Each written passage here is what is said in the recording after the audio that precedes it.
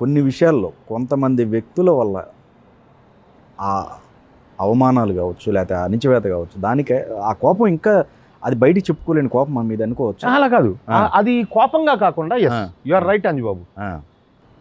కుర్రాళ్ళ రాజ్యం సినిమా తర్వాత first direction మీద, first direction, the only direction. ఇంకోటి అయ్యేది అది ఎక్కడో ఇదే మిస్ఫైర్ అయింది. నేను చెప్తున్నా. రెండోది బావా, a lovable man, only Nagarjuna. Nagarjuna ఇంట్లో కథ చెప్పింది ముగ్గురు డైరెక్టర్లు అని చెప్తారు, నేనైతే తెలియదు, నేను మూడోవాడిని. ఓకే, 2.5 years ఆయన ఇంట్లో నేను కథ చెప్పి కూర్చోబెట్టి ఆయన 2.5 years 2.5 hours ఆయన కూర్చోవడం అంటే అదొక మిరాకిల్ కథ వినడానికి. బట్ కూర్చోబెట్టిన వ్యక్తి నేను. 2 సీన్లు కరెక్షన్ చెప్పారు ఆయన. Today it is 17th year. ఆ 2 సీన్లు కరెక్షన్ వినలేదు ఆయన. ఓకే, సో అది ఆయన తప్పు కాదు. ఆయన ఇంకా సినిమాల్లో హీరోగానే ఉన్నాడు, నేను సినిమాల్లో తిరుగుతున్న కేబుల్ తొక్కుతూ ఇండస్ట్రీలో ఉన్నా. So it is my fate. వదిలేస్తే okay, my only direction is కుర్రాళ్ళ రాజ్యం. కుర్రాళ్ళ రాజ్యం ఫెయిల్యూర్ తర్వాత నేను ఆర్టిస్ట్నా, డైరెక్టర్నా, లేకపోతే జర్నలిస్ట్నా, లేకపోతే రైటర్నా, ప్రొడ్యూసర్నా తెలియదు నాకు. How to live in this industry after failure, miserable flat. ఎలా బతకాలి? పారిపోలేను, పోనీ సొసైటీలోంచి పారిపోలేను, బతికే ఉండాలి, నాకంటూ బాధ్యతలు ఉంటాయి. ఇండస్ట్రీలోంచి పారిపోలేను, బోల్డంత టైం స్పేర్ చేశాను నేను ఇక్కడ. నాకు టాలెంట్ ఉందని ఇలాంటి మిత్రులు చెప్తూ ఉంటారు, అది ప్రూవ్ అవుతూ ఉంటుంది. How can I go? Where shall I go? వేరే ప్రపంచం తెలియదు నాకు. ఇప్పుడు ఈనాడులో నేను జాబ్ చేసేవాడిని. జాబ్ చేస్తున్నప్పుడు నేను టీవీ సీరియల్లో కనిపించాను. వెంటనే నాకు మెమో ఇచ్చారు, శ్రీకంఠమూర్తి గారని, మా ఎడిటర్ గారు, చనిపోయారు ఆయన. ఇక్కడ ఉన్నవాడు యాక్టింగ్ అది చేయకూడదమ్మా అని. ఆ తర్వాత అదే సంవత్సరం నుంచి ఆయన ఎన్నో లెటర్లు ఇచ్చి ఈయనకి పాటలు ఇయ్యి, ఈయనకి సంగీతం ఇయ్యి, ఈయనకి నడక నేర్పు అని అందరికీ పంపించారు. వేరే విషయం. నా పరిస్థితికి చేయకూడదు అంటే థ్యాంక్స్ సార్ అని స్వీట్లు ఇచ్చి రిజైన్ లెటర్ ఇచ్చి బయటకు వచ్చానండి. నాకు జాబ్ చేయడం ఇష్టం లేదు, నాకు తెలియదు అది. ఓకే, అలాంటి పరిస్థితుల్లో ఇవన్నీ జరిగిన తర్వాత ఏంటి నీకున్న ప్రాబ్లం? ఎందువల్ల? ప్రతి ఛానల్లో, ప్రతి కొత్త ఛానల్లో నేను సీరియల్ ప్రొడ్యూస్ చేసిన వాడిని. వచ్చిన ప్రతి ఛానల్లో వాడు, అప్పటికి వచ్చిన ప్రతి ఛానల్లోనూ నేను ప్రొడ్యూస్ చేసిన వాడిని. ప్రొడ్యూస్ చేసిన ప్రతి ఛానల్లోనూ డబ్బులు నష్టపోయిన వాడిని. అదంతా కలిపి చూస్తే ఒకరోజు ఈ ఓ పక్క అవమానాలు, ఎవడు దగ్గర రానియాడు, నువ్వు డైరెక్టర్ కదా అని. వేషం ఎవరు? వేషం ఇవ్వడానికి డైరెక్టర్ అయితే అవుతాడు కాదు కదా. ఐ మీన్ టు సే ఏంటిది అని మీరు అన్నట్టుగా ఒక చిన్న కసి ఏదో ఉండేది. ఎందువల్లంటే మనం తగిలిన దెబ్బలు, రక్తం ఓడుతున్నటువంటి మన గాయాలు, అది మనసుకి అతలాకుతలం చేస్తున్నప్పుడు ఈ సినిమా ఇండస్ట్రీలో నేను ప్రతి ఒక్కటి అబ్జర్వ్ చేస్తున్నా. I'm watching each and every good and bad in this industry right from day 1, my Inception, my entry. Telugu చలనచిత్ర పరిశ్రమ వాచ్మ్యాన్ ఆత్మకథ. నేను స్టార్ అవ్వలేదుగా, గేట్ దగ్గర ఉన్నా like a watchman. But I'm watching every good and bad of this industry deeply, keenly, observing. నాకు జరిగిన అవమానాలు నా పర్సెప్షన్లో రాయటం మొదలుపెట్టా. తెలుగు చలనచిత్ర పరిశ్రమ వాచ్మ్యాన్ ఆత్మకథ. ఓకే, 20 పేజీలు రాసినప్పటికీ ఆగి ఒంటరితనమే. ఇప్పుడు అంటే ఇప్పుడున్న యోగి కాదంబరి కిరణ్ ఆ రోజుని ఒంటరి కాదంబరి కిరణ్. ఎప్పటికీ నా రూమ్లోనే నేను ఎంజాయ్ చేస్తున్నా. నాకు ఇష్టం లేదు, స్పాట్లో ఇష్టం లేదని చెప్పటమే నా జీవితం. ఓకే, ఎవరిని ఇబ్బంది పెట్టకుండా నా రూమ్లో నాకు కూర్చుంటే చదివితే ఇది జరిగిన టైంకి అప్పటి చదువుతున్న టైంకి టైం ల్యాప్స్ ఉంది.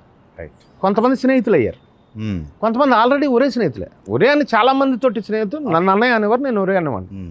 ఒక తరం దగ్గర నుంచి. అంతే కదా, లాంగ్ జర్నీ కాదు. రాంగోపాల్ వర్మ గారి తర్వాత వచ్చిన చాలామంది కుర్రాళ్ళకి, వందలాది మంది కుర్రాళ్ళకి నేను అన్నయ్యనే, నాకు ఒరే తమ్ముడు వాళ్ళు. ఆ తర్వాత వాళ్ళు పెద్దవాళ్ళు అయిపోవడంతో కొంతమందిని 10 మందిలో ఒరే అనలేక, 10 మందిలో వాడిని అన్నయ్య అనలేక సడన్గా డార్లింగ్ అనేవాడిని. ఆ పదం కనిపెట్టింది కాదంబరి కిరణ్. అవునా? ఎస్. నాకంటే చిన్నోడు. మరి ప్రభాస్ పెద్ద ప్రభాస్ దగ్గరికి వెళ్ళే ముందు అది మా పూరికి వెళ్ళింది.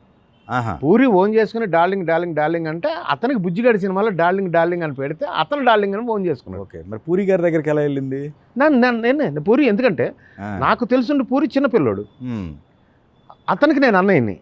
అతను స్టార్డమ్ అవర్ టు అవర్ పెరుగుతూ ఉంటే మనిషి మహా టాలెంటెడ్ స్టార్డమ్ వస్తున్నప్పుడు, నేను అతనితోటే జర్నీ చేస్తున్నప్పుడు నేను అతన్ని ఎలా సంబోధించాలి?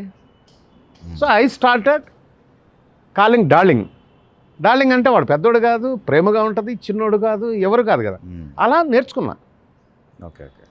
అలాంటి పరిస్థితుల్లో కొంతమంది స్నేహితులు అయ్యారు, కొంతమంది ఇంకా దగ్గర అయ్యారు, కొంతమంది దూరంగా ఉన్న మంచి మనుషులుగా నా పట్ల చెడు చేస్తుండొచ్చు, బట్ వాళ్ళకంటూ సొసైటీలో మంచి పేరు వస్తూ ఉంది.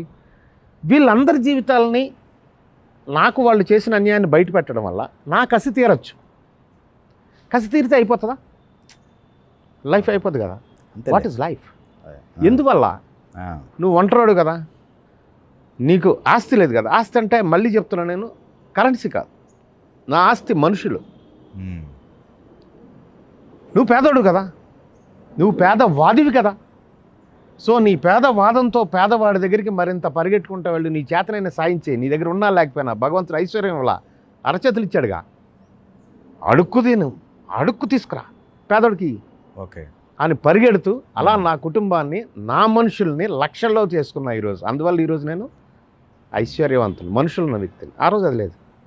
సో ఇలాంటి జరుగుతున్నప్పుడు ఆ పేదవాళ్ళ దగ్గరికి పరిగెట్టు తప్ప ఇది అవసరం లేదు అని ఆ పుస్తకాలు అలా తీసి లాకర్లో దాచేశారు. పూరి గారి విషయంలో కూడా ఎందుకు మీకు కొంచెం ఒకనొక సిచ్యువేషన్లో మీరు దూరంగా ఉండాల్సి వచ్చింది కదా పూరి గారికి? అంటే అది బై టైం అంతే. అది నాకు పెద్ద అతనితో ఇబ్బంది లేదు. ఈ రోజుకి నేను కలిస్తే అతను కూర్చొని shake hand ఇయ్యాడు.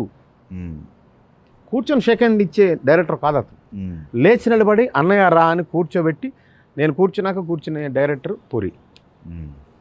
First dialogue, coffee తాగుతావా, ఏం తింటావు, ఏం చేస్తావు, కాసేపు ఏంటి సంగతులు, పిల్లలు ఎలా ఉన్నారు, ఇంకా ఎస్ కట్. నేను వెళ్ళేది తక్కువ, ఎందుకంటే వెళితే అతను అనుకోకపోవచ్చు కానీ చుట్టుపక్కల అందరూ కూడా వేషం గురించి వచ్చాను అనుకుంటారుగా. ఏ విషయంలో మీ ఇద్దరి మధ్య గ్యాప్? ఏం లేదు, నో గ్యాప్.